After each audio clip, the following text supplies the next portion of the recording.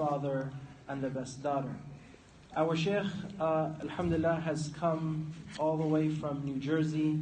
He has completed his diploma in Arabic and graduated from the School of Hadith in the Islamic University of Medina. He is known to tackle societal issues head-on that affect Muslims in urban societies, especially with marriage and so on. Imam Shadeed has also published many books, including The Struggle Against Silence and The Audacity of Ignorance. He also has translated many classical Arabic texts into the English language, and he is here with us today, inshallah, to benefit us with a great topic. And I would like to welcome Sheikh Shadeed. Use this one? Yes. Okay. How does this go? Just around Here? And do the right since it's the sunnah. Okay, you're going to have to help me with this one.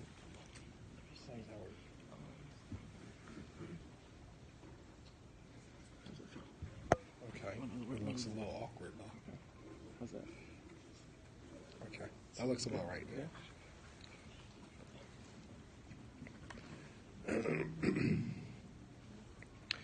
Assalamu alaikum wa rahmatullahi wa barakatuh. Alhamdulillahi rabbil alameen wa salatu wa salam ala ashrafil anbiya'i wal mursaleen wa ala alihi wa ashabihi ajma'in.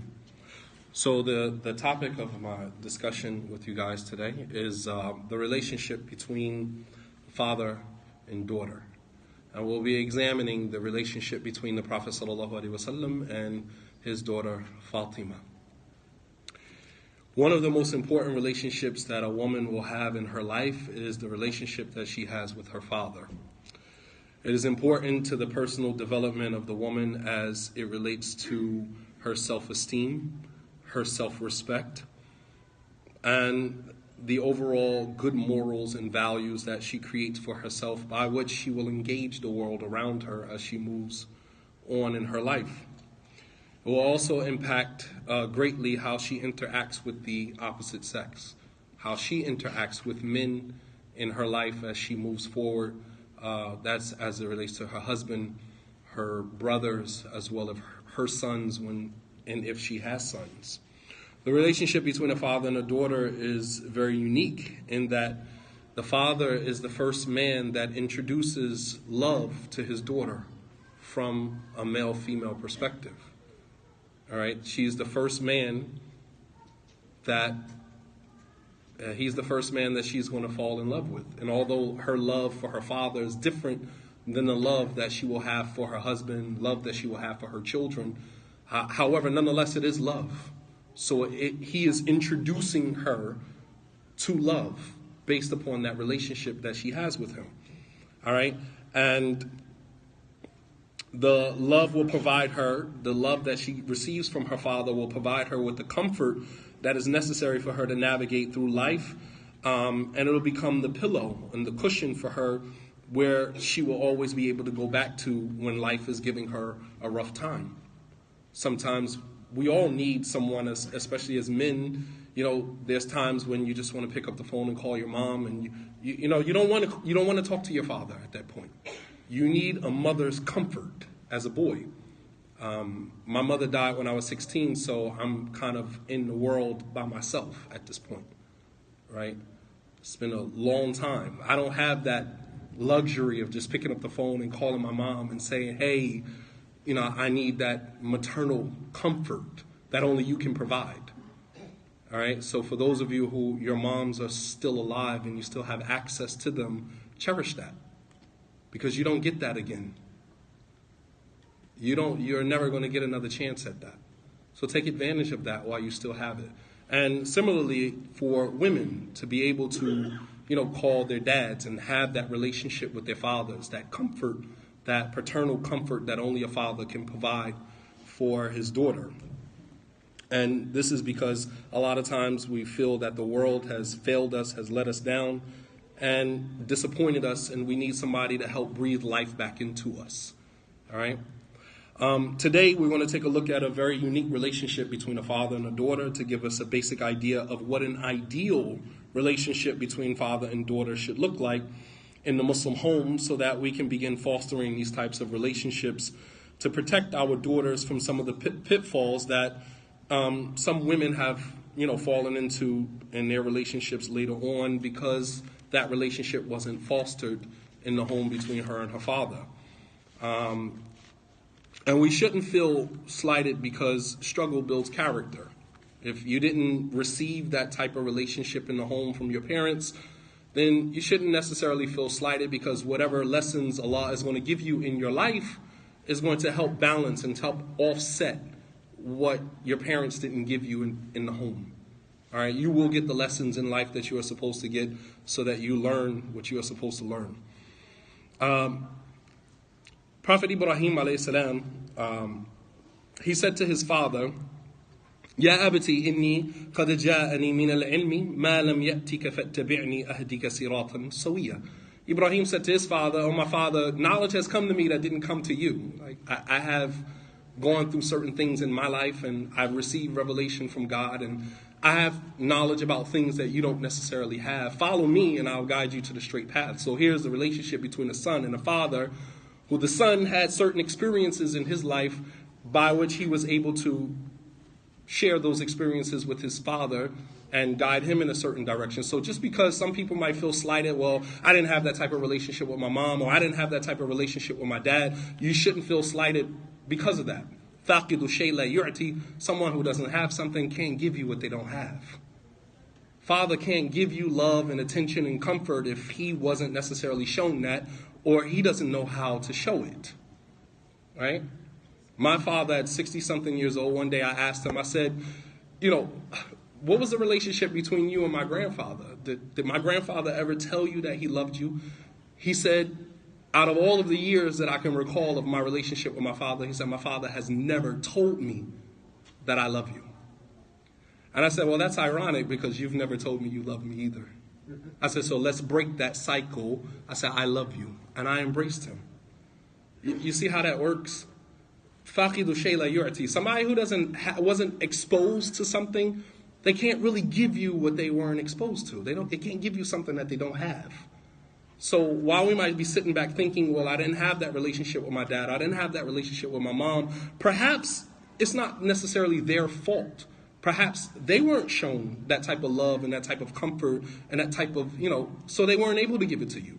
But now you know better. Now you can go back and you can begin teaching your parents what love actually looks like, what comfort and what that actually looks like in real time. So just like Ibrahim alayhi salam, his father was an idolater, right? And Ibrahim received revelation from Allah and some of the experiences through the trials that Allah has given him throughout his life. He was able to go back to his father and, press upon his father to follow him so he can guide him to the straight path. So we start from where we are pretty much in life. When we know better, we do better. We start exactly where we are. So the relationship that we're talking about today is between the greatest woman, right, in our ummah, and the greatest man that has ever walked this earth, the Messenger of Allah sallallahu alaihi wasallam. And the Prophet sallallahu alaihi wasallam made references to Fatimah being one of the greatest women. So let's before we actually look at Fatimah, let's look at her mother. All right, you want to know the caliber of a woman? Look at the woman who raised her. Let's look at Fatimah's mother, all right? And her mother, none other than Khadija bint Khuwaylid, the first wife of the Prophet sallallahu alaihi wasallam. She was an amazing and remarkable woman. And when you look at the relationship that Khadija had with the Prophet sallallahu alaihi wasallam, it kind of gives us an idea of what type of woman her daughter was going to become later on.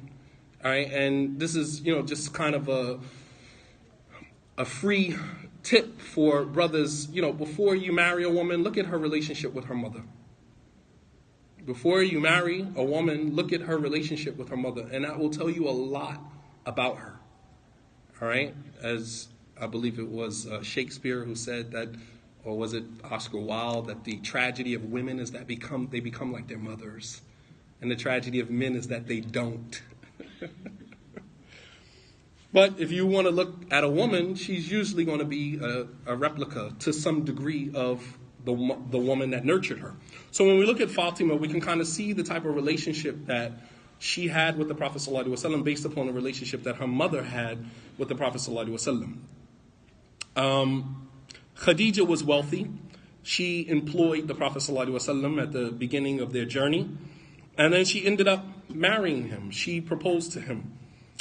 She was 15 years his senior, and she was the first one to believe in his message, and she was the first one to bring all of his remarkable qualities to his attention, in an attempt to reassure him that whatever was happening to him, that God was not humiliating him or abandoning him.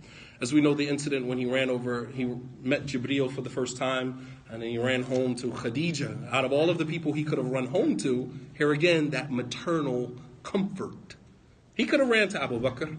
He could have ran to any of his companions from the early Islamic community, but he ran home to his wife. All right? And we ask ourselves as men today, how many of you, if you had a hard time at work, you had a hard time somewhere out in the world, that the first place you want to run home to is the arms of your wife? Some of us would rather sit in the car and kind of contemplate that and think that over a couple of, mull over it a little bit before we go in the house, and then come in and say, your wife says, "What's wrong, honey?" "No, everything's okay."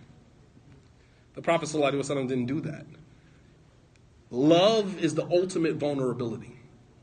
When you love someone, this is someone that you can be completely vulnerable in front of. You can let your guard completely down in front of this individual and let them see all of your weaknesses, all of your insecurities, all of your fears. That's love, the greatest vulnerability. And the Prophet ﷺ obviously loved Khadija in that he was able to run home to her and show himself in his complete state of vulnerability. He said, "Zammiluni, zammiluni, cover me. And he said that I fear that this is God's way of humiliating me." And what did Khadija do? Exactly what a rib is supposed to do. The Prophet ﷺ, the references to women being created from the rib. He said, "Khuliqat al-mar'a min dil'in." The woman was created from the rib. What is the function of a rib? Protect what? What organ of the body does the rib protect? The heart. There you go. That's your job. To allow the man to be vulnerable in front of you and to protect his vulnerabilities. And Khadija said to the Prophet ﷺ, "Kalla la yukhzik Allahu abadan." She said, "No, by Allah, God would never humiliate you. You take care of your guests. You take on responsibilities that are not yours. You look out for the poor." She began mentioning, and each quality that she mentions of him breathes life right back into him. That is what men need at times when, they need that comfort. So this gave the Prophet ﷺ the encouragement that he needed to stand on his feet and shoulder the responsibility that was before him. So quite naturally, this fostered in Fatimah that womanly independence. So if you're looking at the qualities that I just mentioned of Khadija, number one, she was the Prophet, she was 15 years his senior. She was wealthy, right? She was wealthy. She employed him. She actually sent her maidservant to go and propose to him. He didn't propose to her, she proposed to him. What type of qualities are we mentioning? We're talking about a woman who had some level of independence, level of confidence, all right? And that was all being passed down to her daughters, all right? Namely, Fatima, who was the baby. And when you look at the hierarchy of siblings, you find that the youngest child is usually the wild one, usually the free one, usually the one that doesn't have the same rule. The same rules don't necessarily apply to the baby that applied to the first one. This is why you have first child syndrome, middle child syndrome, and then you have the last child syndrome. You guys are laughing, I'm pretty sure, because you probably identify with that, right? The reason why the rules for the youngest don't apply to the eldest, because when you have your first child, parents are very vigilant, they want to get it right. It's the first kid. So we're trying to do everything perfect. By the third, fourth, fifth, whatever child falls into the last category, you just like, nine times out of 10, you weren't even ready for that child. You were done with the children having, and your wife just says, "I'm pregnant," you just pass out. You're like, I didn't want any more children. I was done with that, changing Pampers and running around the house. I was pretty much done with that. And then by the time that child hits 3, 4, 5 years old, it's just like child has a battery in his mouth. He'll survive. He'll live. Not a big deal. Right? Child just picked the Cheerio up off the floor, put it in he'll live. It's not that big of a deal. Not like the first kid, right? You were just very hovering over the kid, making sure. And usually the eldest child, because of those restrictions, usually is very independent, can be very selfish at times, right? The oldest child, very selfish. Any oldest children here? You selfish? Yeah. Very outgoing, sometimes very selfish, because the oldest child had to share everything with everybody, whereas the baby doesn't really have to share with anybody. Right or wrong? Any youngest children here? Spoiled rotten. Absolutely, every single one of you. All right, but Fatima was the baby. She was the youngest of his children, and of course the youngest of the girls. So quite naturally, Fatima had this independence and strength of character that was necessary for her to develop into the woman that she became, as well as a deep love for her father that overshadowed any other love that she encountered. She had a great deal of love for her father. And then, of course, you have to look at the environment. That it's no coincidence that most of the children the Prophet ﷺ had were girls. And he was raising girls in an environment where there was a clear indication of gender marginalization. They were burying baby girls in the dirt. So that just kind of gives you the type of mindset that they had about. And then here we have this man who emerges as the final messenger, and most of the children that he had that actually survived into adulthood were girls. There's no coincidence in that. All right? So quite naturally there was a certain type of, characteristic that was developed as a result of that, the independence, the strength of character. Second of all, let's consider the time in which raising his daughters, the Prophet ﷺ was raising his daughters and the dynamics of the locality where they resided. Raising a daughter in the city of Mecca during that time was a tough task for a father. All right, as Allah subhanahu wa ta'ala mentions in the Quran, that إِذَا بُشِّرَ أَحَدُهُمْ بِالْأُنْثَى, that when one of them is giving glad tidings of a daughter, ظَلَّ وَجْهُهُ مُسْوَدَّ, his face becomes black and saddened with, grief because, he's been given a daughter. He was hoping for a son. This is the type of environment the Prophet ﷺ is raising his daughters in. And, not to mention there's ayats that prohibited the inheritance of women. Women were being inherited against their will. So if a woman was married to a man and that husband died, the family of that husband just inherited the woman as property, right? And until Allah subhanahu wa ta'ala revealed the ayat making that prohibited, right? La yarithu nisa kuraha, that the women should not be inherited against their will. All right, there's ayat in Surah Al-An'am where women were only allowed to eat from a certain type of food. Allah subhanahu wa ta'ala says, وَقَالُوا مَا فِي بُطُونِ هَذِهِ الْأَنْعَامِ خَالِصَةً لِذُكُورِنَا وَمُحَرَّمٌ عَلَىٰ أَزْوَاجِنَا, that what is in the belly of the cattle, the cattle was pregnant. All right, of course that meat was a delicacy amongst Arabs during that time, and if the child, the cattle gave birth to that baby calf or whatever, then that food would only be specific for the men. The women were not allowed to eat from that food. All right? And وَإِيَكُوا مَيْتَةً فَهُمْ فِيهِ شُرَكَاء. And if the cattle gave birth to the calf and it came out dead, then they were all free to eat from it, men and women alike. So these are just some glimpses of what Meccan society, pre-Islamic Meccan society was like. And we're talking about the Prophet ﷺ raising 4 daughters in that type of environment. All right? So they were buried alive, as Allah says in the Quran, وَإِذَا الْمَوْءُودَةُ سُئِلَتْ بِأَيِّ ذَنْبٍ قُتِلَتْ. And the maw'uda, and the baby girl that was buried alive, she will be questioned on the Day of Judgment, بِأَيِّ ذَنْبٍ قُتِلَتْ. For what reason was she killed? For no reason other than the fact that she was a girl.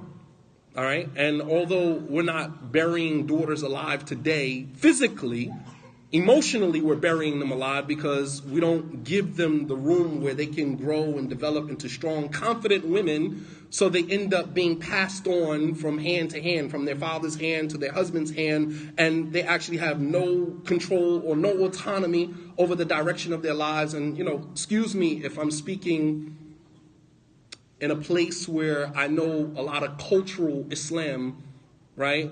Cultural Islam kind of dictates a different direction for women, but I speak from a place where I'm a convert to Islam.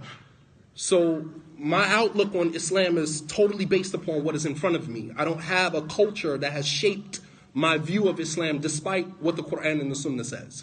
So someone may take issue with something that I'm saying because from a cultural perspective, you believe that you are entitled to raise your daughter, raise them any way you want to, marry them off to whomever you want to, and deal with them any way you want to. That's your belief. I'm telling you what Allah says in His book and what the Prophet ﷺ did, and those are our examples. So forgive me if I say something that may offend someone. You're looking at it from a cultural perspective, where I'm looking at it from a really Islamic textual perspective.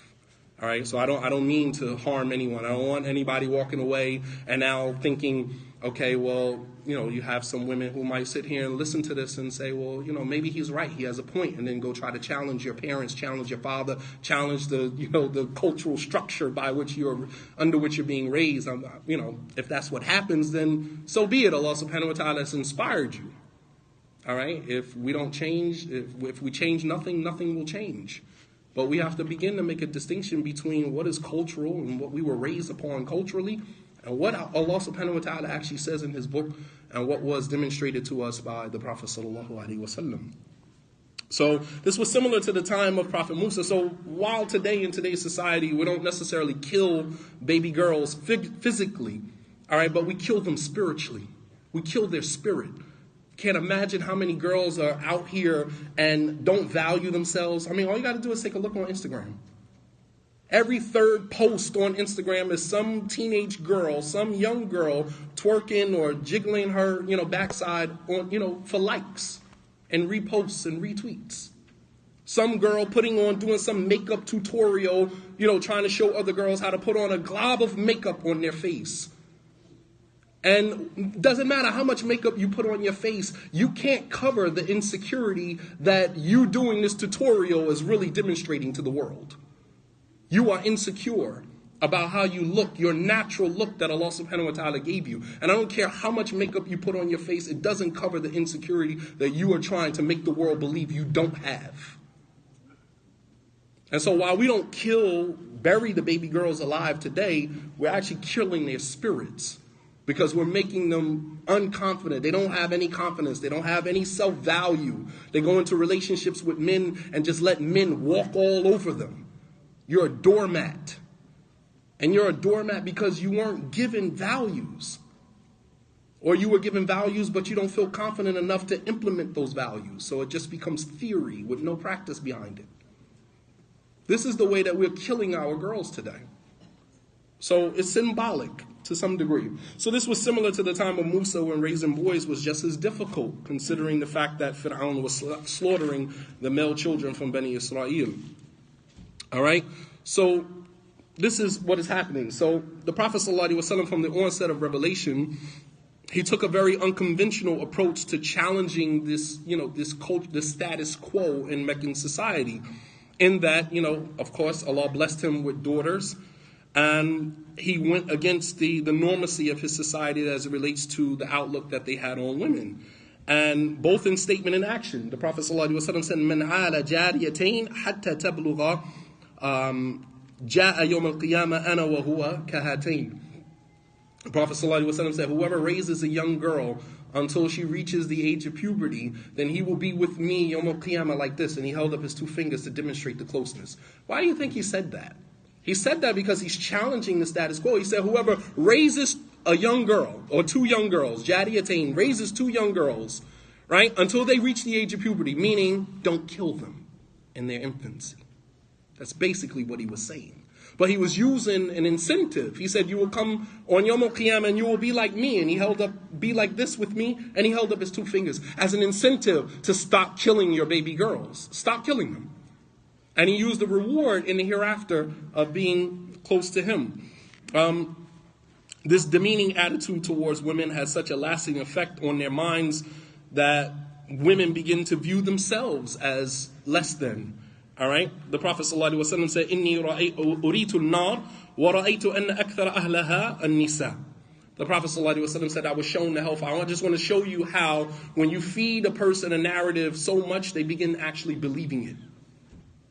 When you feed a person a certain concept about themselves, you tell someone they're stupid long enough, they'll actually begin to believe it.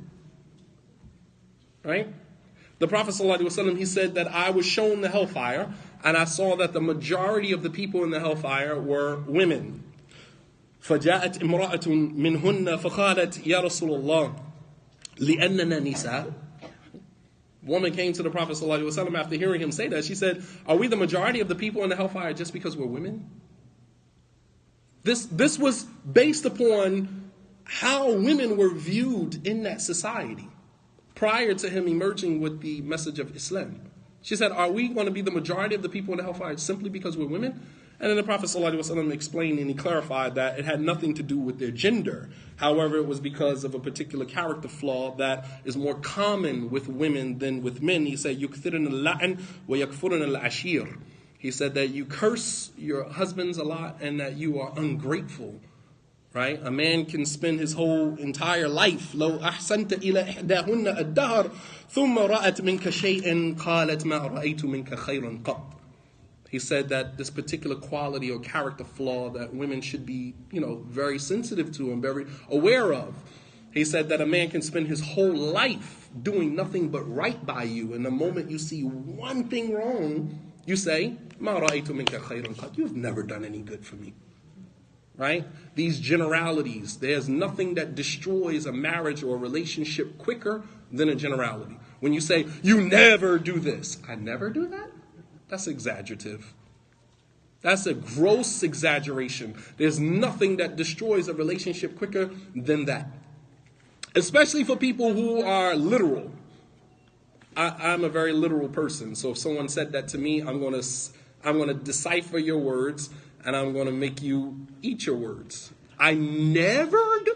And then now that causes me to now be petty and go back and begin to itemize the times when I did do that to prove you wrong. Well, you know what I mean. No, I don't know what you mean. I know what you said.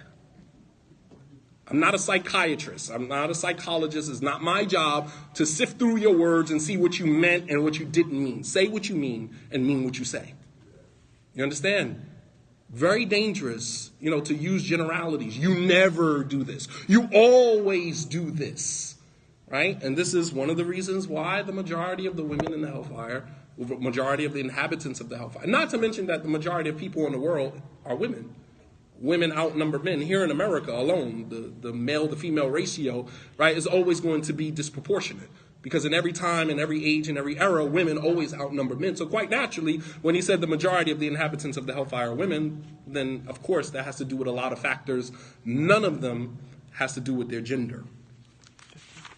Okay. On one occasion, the Prophet ﷺ, he was affectionate, even with the girls. Or let me go back a few.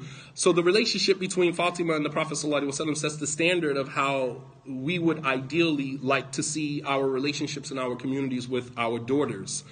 So by discussing this, we can start to actually think along those lines. The Prophet ﷺ used to praise, his daughters a lot. And it was very sensitive to their emotional needs as young girls. This was important because praise is an integral part of personality development. All right? Praise is very important. And the Prophet ﷺ was not stingy with his praise. He used to say, أَعْلَمُ أُمَّتِي بِالْحَلَالِ وَالْحَرَامِ مُعَاذ بِن جَبَلٍ. The most knowledgeable person of my ummah as it relates to halal and haram is Mu'adh bin Jabal. The most this of my ummah is this. And he was very generous with his praise, realizing how much that means to people, especially young girls, building, their sense of self-worth. and their self-esteem, especially in an environment like Mecca where women were kind of moving themselves out of this, this gender deficit that they were put in, but based upon their cultural nuances. But being Muslim was not actually the most acceptable thing to do in Mecca either. All right. Imam al-Bukhari mentions on the authority of Muswar ibn Makhrama, أن رسول الله صلى الله عليه وسلم قال فاطمة بضعة مني فمن أبغضها أبغضني. The Prophet صلى الله عليه وسلم said Fatima is a part of me. بضعة مني. And he said this public. He wanted people to understand the relationship between him and his daughter. Fatima is a part of me. And any man in here that has anybody in here has married their daughter off to someone? Nobody? Okay. So let's say hypothetically, if you married your daughter off to a man, would not the first conversation you have with that man be to press upon him how important this girl is to you? And that if you hurt her, you have me to deal with. And if there were more fathers who took this approach, the rates of domestic violence in our community would drop tremendously. Because men speak the language of other men. If I hand you my daughter and I tell you, this girl right here, I cut her umbilical cord. I was there the moment she came out of her mother. I have never left this girl's side in my life. And I have spent my entire life protecting her. Do not think that because I'm giving her to you in marriage, that my protection of her has stopped. If you hurt my daughter, I'm going to hurt you. I will go to jail with a smile on my face. Because at least I know that my daughter is safe. You understand? The Prophet ﷺ said, Fatimah tu bid'atu minni. She is a part of me. وَمَنْ أَبْغَضَهَا أَبْغَضَنِي. And whoever makes her mad, makes me mad. You see how that works? Even the Messenger of Allah ﷺ. How do you think that made her feel, knowing that her father would stand by her side in the event that she was hurt? That helps build a woman's confidence. And many of our daughters go into their marriages and it's just like, here you go, brother, take her. I'm done. It's your responsibility at this point. And the man just like, all right, well, cool. You passing the baton to me and I'm going to continue with her oppression. I'm just an extension of, what your father was doing to you. No. Men have to understand that this girl is a part of me. The Prophet ﷺ, she's a part of me. And whoever angers her, angers me. Let me ask you, what do you understand from that? As a man, what do you understand from that? He says, she's a part of me. Whoever hurts her, hurts me. What do you understand from that? Brother's not saying anything. This is a man's conversation. Her level is up high. Don't mess with it. Yeah. It's the same respect. Don't what? Don't make her cry. Keep going. You guys are... That's my friend. That's my friend. A little deeper than that. Huh? Physical? Nah, come on. We're talking about the Messenger of Allah. We're not talking about us. The Prophet ﷺ, he would never have to resort to that. What is he saying in so many words? What is he saying? The word أغضبها. Uh-huh. Again after that. Uh-huh.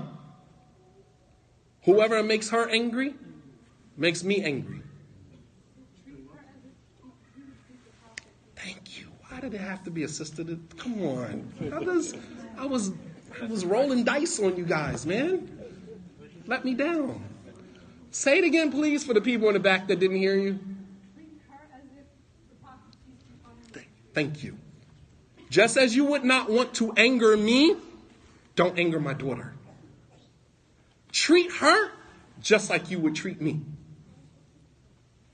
Got it. That shows this relationship, that how you would deal with me is exactly how I want you to deal with her. If you wouldn't make me upset, then don't make my daughter upset. Right? So very important for us to understand that. Sometimes we got to kind of take a step back and look at the Prophet's words again and process. Too many times we come across hadith and we just read them and just like, marru kirama, and we just kind of keep it moving. We have to stop, pause for a second. This man was given jawami al-kalim, the ability to say very small phrases. The meanings behind those phrases are as vast as the ocean. So he didn't just say things. We don't just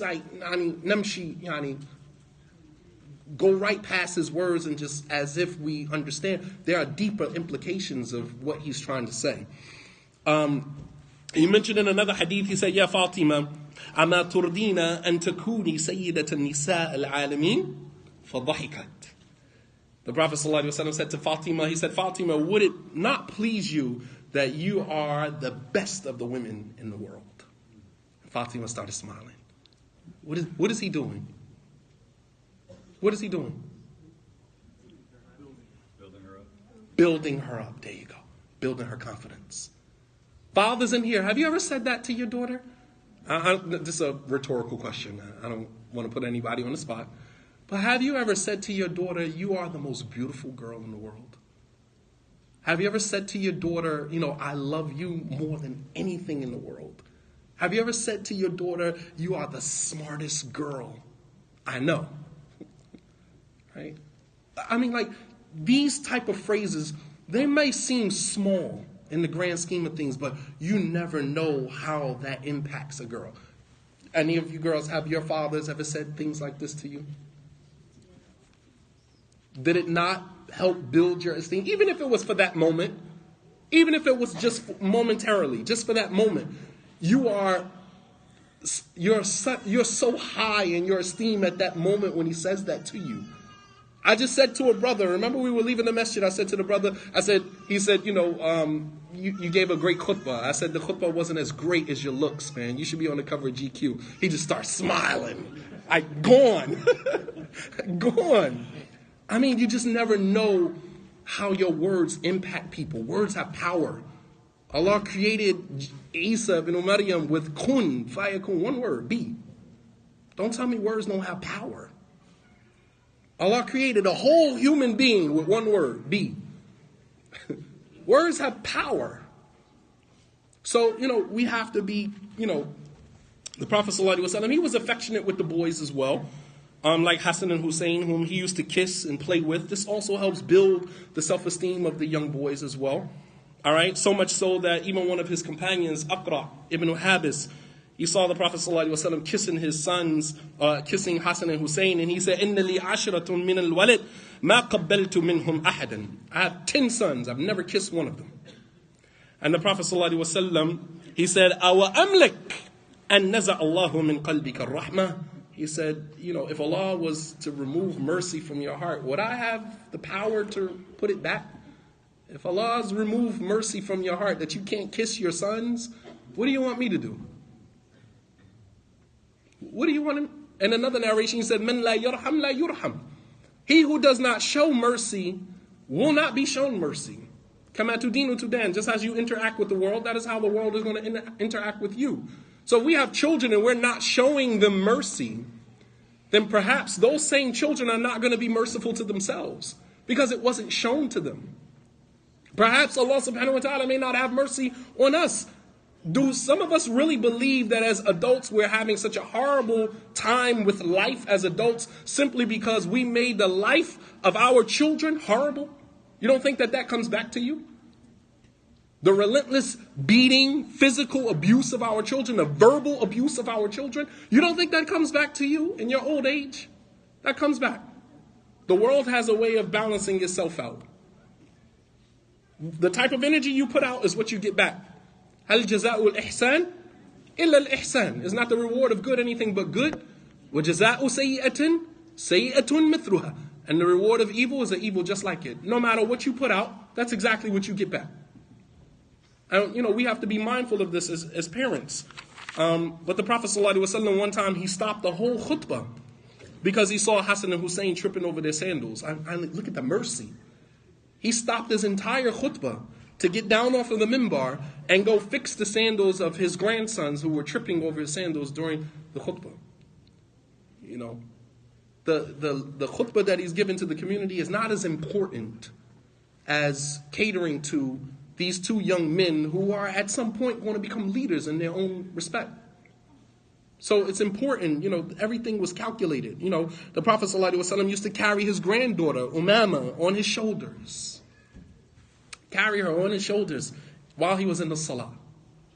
This is the way he's interacting with the youth. And look at every single one of those young people that he had these interactions with. Look at the type of people they became later on. Even Aisha. People criticize the Prophet ﷺ for marrying Aisha at such a young age.